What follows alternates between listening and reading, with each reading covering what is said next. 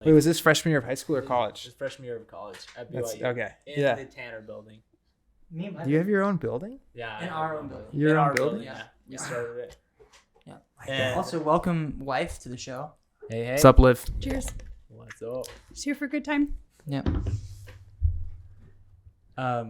And so sorry. What? I don't know where we're going with this. No, we were just talking about being inspired to start our own prank YouTube channel from all the pranks that we watched when we watched Andrew Hales. But Andrew Hales inspired my friend Taylor Fankhauser and I to, we went to the Tanner building. I would hop into an elevator with someone and just go to the very top. And he would text me while I was in the elevator, and whatever he texted me, I had to read out loud. Oh no. I remember he texted me like, I shouldn't have smoked all that crack. And I just was like, crap. But I read it anyways. And like the guy just kind of sitting there, just kind of like. Just like a rando? Yeah. Yeah. Oh, that's funny. Dude, it's like funny. perfect placement too. I mean, you can't escape an elevator. And it's also purely for your guys' enjoyment, right? And I the love thing that. is, he wasn't even there to see it, Yeah. but it still was so hilarious. He just knew. He just knew. That's funny. And that was the rule. You had, no matter what it was, you had to read it. That's So amazing. Dude, I used to do this thing growing up where I was a little piece of work, but my mom would send me to basketball camp, and we would have like an open gym for an hour after lunch. And I didn't really enjoy basketball that much. So what I would do, Why does that not surprise me? I was too busy thinking about skateboarding or something. Skateboards. But what I'd do is I would run around the gym, and while everyone else was like shooting baskets on like the 8 different hoops, I would just go up to somebody and say, "Hey, your shoe's untied." They would look down, their shoe was definitely tied, and I would untie it and run away. And I was in like 4th grade. I was like, Too dude, smart for your own good. a menace. Oh my goodness. Dude, We've come a long way. You from your freshman year of college, and You me from fourth fourth grade basketball camp. Yeah. no, wait. That reminds me of, junior jazz. Did they have junior jazz? Yeah. That's in California. Yeah. What Yeah. do they call it? Junior Kings. Junior Kings? Yeah. Yeah. Junior Celtics? CYO is what we What called is it. that? Church youth. Sounds like an STD. It was like, I actually, that's a really good question. I know it's called CYO, or town basketball. Okay. But Celtic to not Youth digress. League. Youth League. Wow. Celtics Actually, I think youth. that's it. Yeah. Yeah. it's League. gotta be. Yeah. Holy moly. And she said that she'd be brain dead coming to this podcast. Or just brilliant. He's having Yeah. like an existential crisis over here. No, it's like, this is like 15 years of not knowing what CYO stood for. Is it That is a CYO? perfect Is it segue. CYO or CYL? CYO. Oh, CYO. Celtics Youth Celtics Youth. Organization? Yeah, probably that. Organization with Yeah. 10 syllables. Organization. My brain broke for a little bit. But So that's a good segue of Olivia being 100% present. Yeah, there you go. She's on. she's Greg, awesome. Do you want to do a little fill in? A little Yeah. Where are we reel us at? back in? Pick me up. Don't pick All right. her Man, up. Don't pick me up. totally- Just I had You no know, idea. I'll pick it up, you put it down. okay. Here we go. I'll smell what Speaking you're of cooking. basketball. Hey, I'll flip it, you fry it. Doesn't make Okay. any sense. Nope. So we were just, in a very, these types of conversations style ended up talking about like mindfulness, and especially in the vein of, having your own time, your own activities, your own space to recharge, as well as bringing your fully present self to any conversation or any time you're surrounded with other people, to just truly be 100% present there with them, and in a vein of like that it's constructive, that you can provide your true honest thoughts, and that is reciprocated as well. And the other part of it that we kind of made a connection with was sometimes like meditation in its truest form is like finding a place where you're tranquil. And then Tanner, do you want to bring up that part of like how you made that connection of sometimes when you're in that flow state of talking to someone, how that can relate to the same thing? Yeah, I mean, I think it's just going back to being present regardless of whatever you're doing, whether it's work or a conversation. But being present in a conversation, I think helps the other person open up and it helps the conversation be better, because if they know someone's actually listening to them, then they will want to put more time into it, and they'll want to open up more, because it's like, hey, maybe people don't always listen to me that much, and this person is, and I'm going to open up a little bit more. I know, definitely in your line of work, that's incredibly vital. Yeah. In like the truest sense of being vital. Mm-hmm. Yeah. As you were saying that, one specific patient popped into my head. We had a lady that was admitted. She was probably in her late 50s. I worked in a long-term care facility, so like old people. So she was definitely one of the younger ones.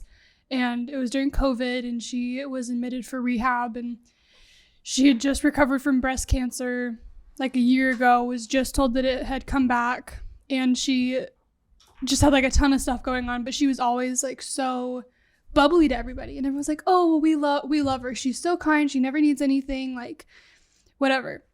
And one day, and so I was like, okay, cool, whatever, like she's not going to be a hard patient to work with. And one day I brought her, she asked for pudding, and so I brought her pudding, and she just like, there was a mask, and she was saying, oh, like, thank you so much, but I could just tell like inside was not, oh, thank you so much. And for whatever reason, that like specific instance, I couldn't just like walk away and say, okay, I'll see you later. I was like, how are you doing? Like, what's up? And like immediately, as soon as she knew that I was listening, she like broke down.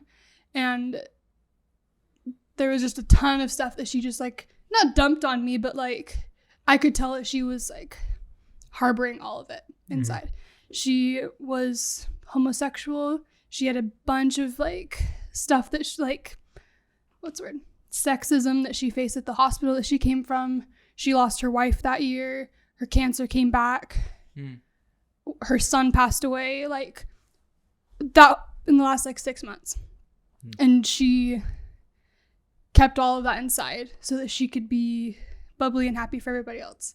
And like I took literally 5 minutes, and I knew that she needed that afterwards, just to like decompress. And so to kind of go back to the whole like mindfulness thing, there's mindfulness of yourself, and there's mindfulness of the people that you're around.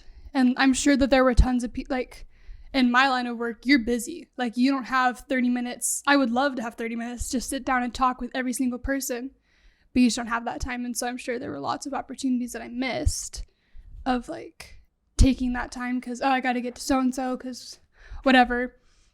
But in that moment, it felt important. And my goal in nursing, and like kind of how I want to be a different nurse, is like be the one that takes the extra 5 minutes. Mm-hmm. Like you can do your charting later. You can get that med to that patient in 5 minutes. Like take the extra 5 because that could make or break, you know? Something that we talked about at the top of the episode is the idea of what places are unilaterally tranquil, or like what do we grow up being tranquil, or having that energy, that recharge, wherever that might be.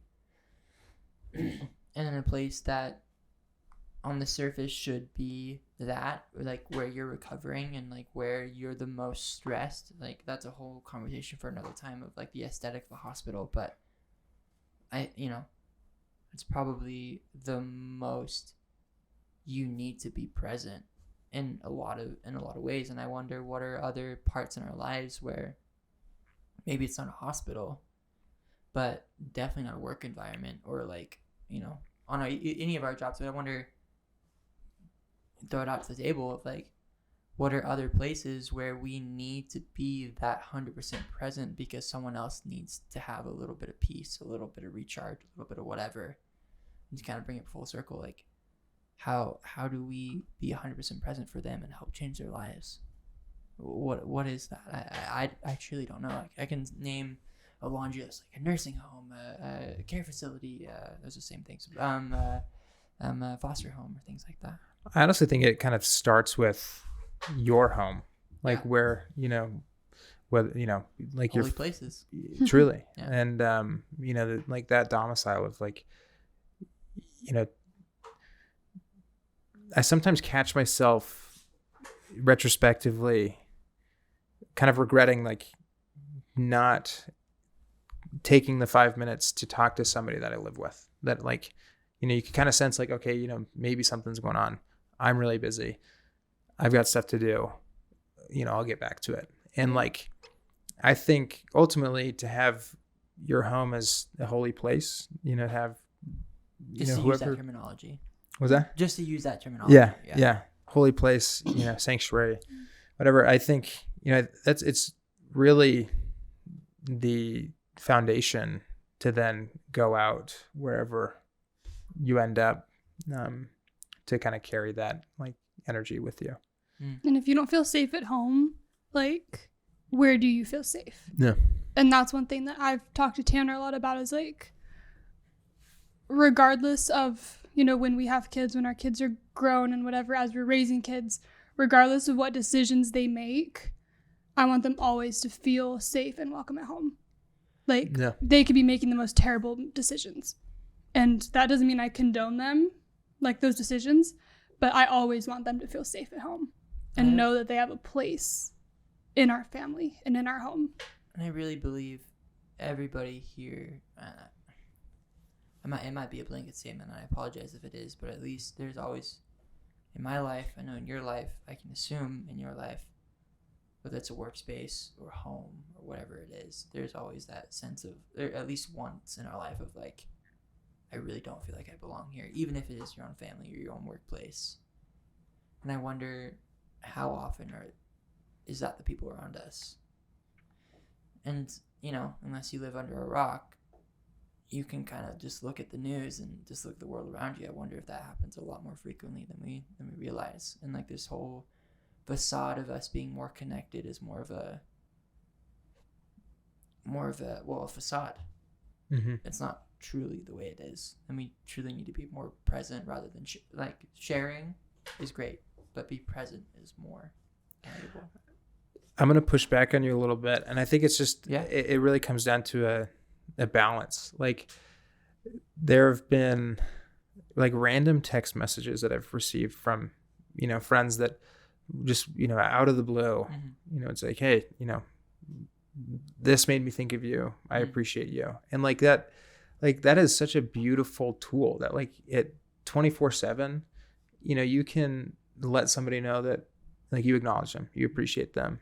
And like for me, like it's something I try to do. I'm not very good at, but also see like absolute value in. Like but on the flip side, right, that like you can get completely like consumed or engrossed in just mindlessly scrolling through stuff. And I know we've talked about this where it's like you can kind of catch yourself sometimes like, man, I just wasted like an hour. Like, what did I look at?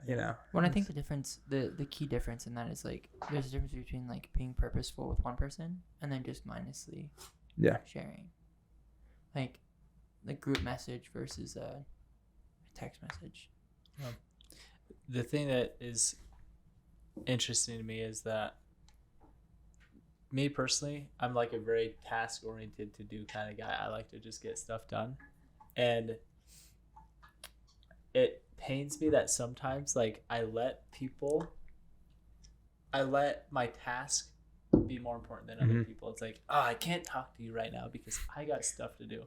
When if anyone were to ask me what's most important, obviously I would answer it's people. Your tasks. In my life. Oh. My wife.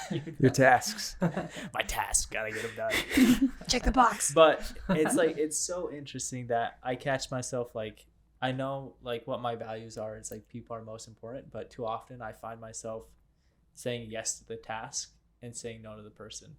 And it's just like, man, it pains me sometimes. Like, is it addicting? I don't know. I'm just throwing that out. Like, I think getting stuff done is like you get a little shot of dopamine when you check things off the list. Yeah, and like, I'm the same way. I think I'm a very like, if my mind is on one thing and someone distracts me, it just kind of bugs me. But dude, I'm sorry that I would always run down to your basement, man. Yeah, I'm like, no, yeah. I'm really concerned about our relationship like, now. It's. I'm yanking your chain. You guys, I probably should have been more open and had you guys come down more. And I hope I wasn't like. You were definitely like a hermit down there. Like, don't come down here because dude, I was afraid. To do. Dude, I would like be nervous to go down into the lair. The lair. That makes me feel so bad because Well, that means I didn't make you guys. No, it's a joke. It's a half joke. Just kidding. No, it's totally a joke.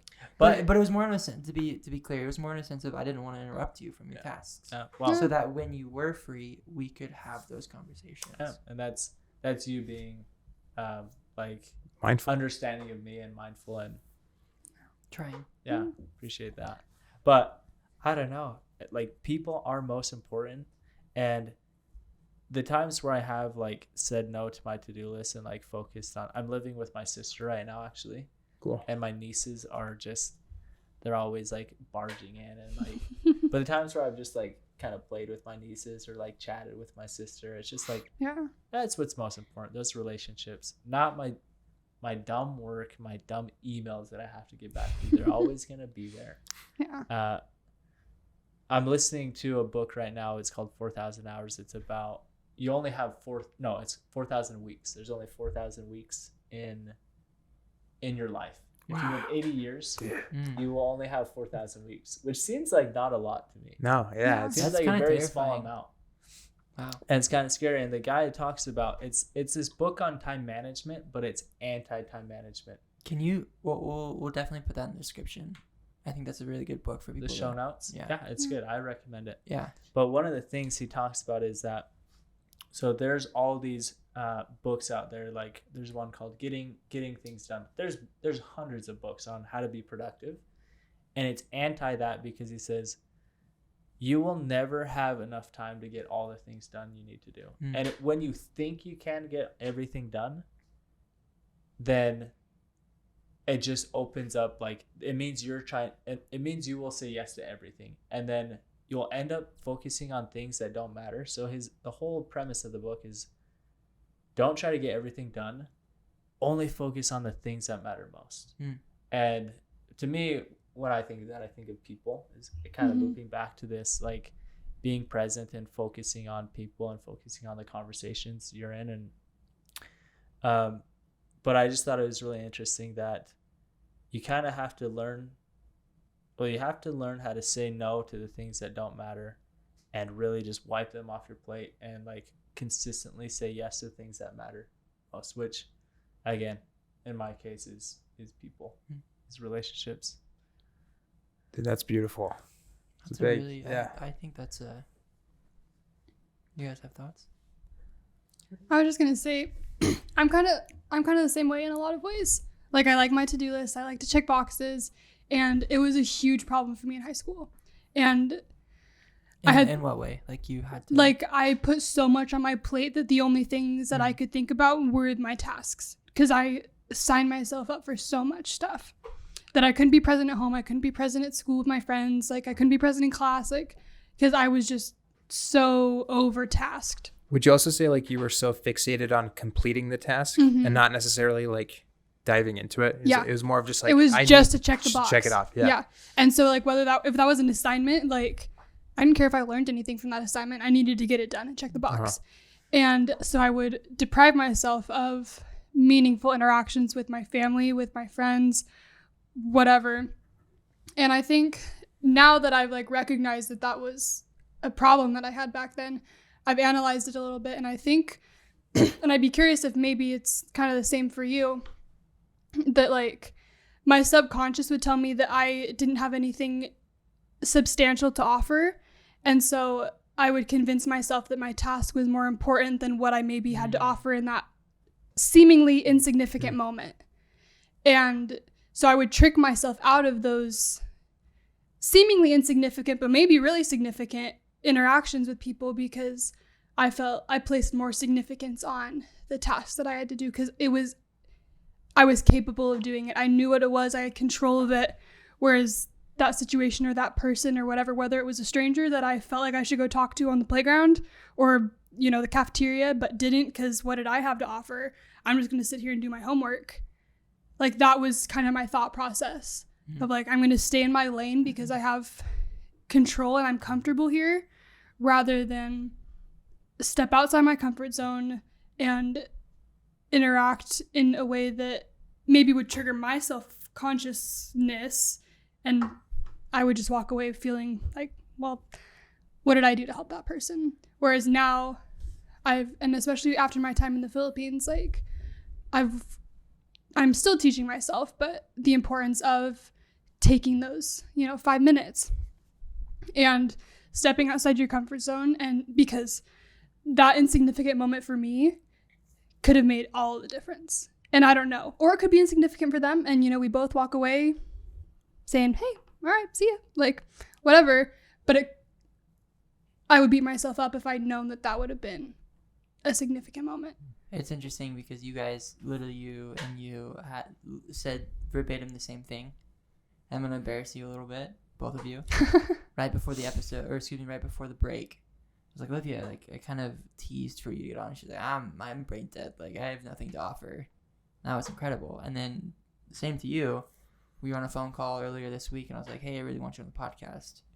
Like, I don't know if I have anything specific or noteworthy to say, but yet this is one of my favorite conversations I've ever had in my life.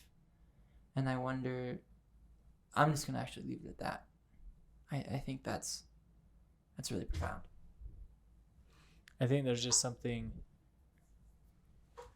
turning outwards is like people always want to turn inwards. And it's so easy to say no to like being nice to the cashier because it's just like uncomfortable and you want to just like stay inward.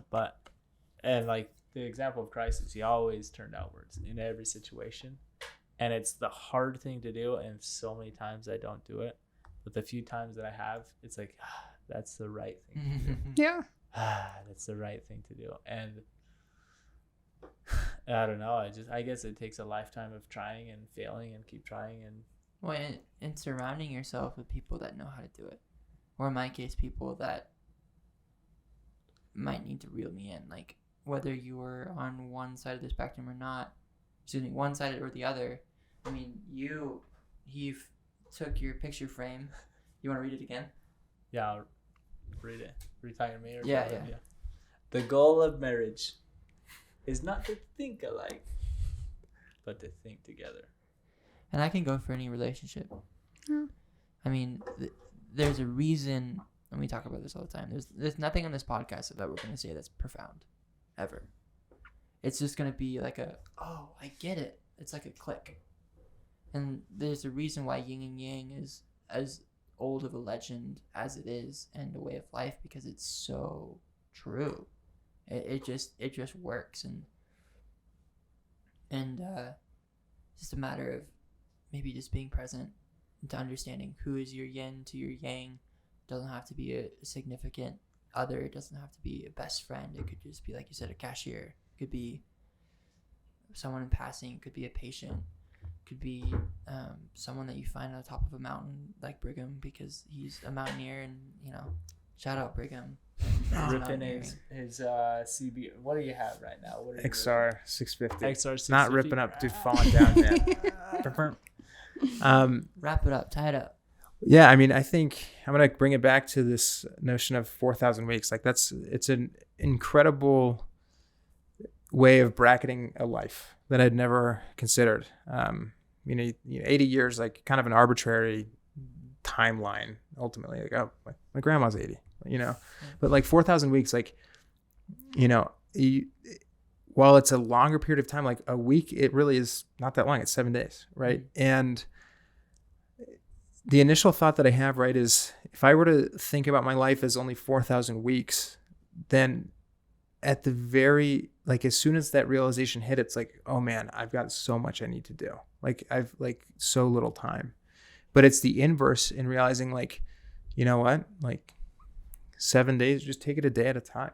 And like that within those 24 hours, you have 60 minutes, times 24. And that there's like so much like experience that could be packed into any given little moment, that like to really understand what you value and what like satiates you, like what makes you feel like you're living a fulfilled life, and to say that is worth my time, and it is also going to make other people better as I try, just because like it's a lifetime of learning how to be better, not to like become perfect, but just trying.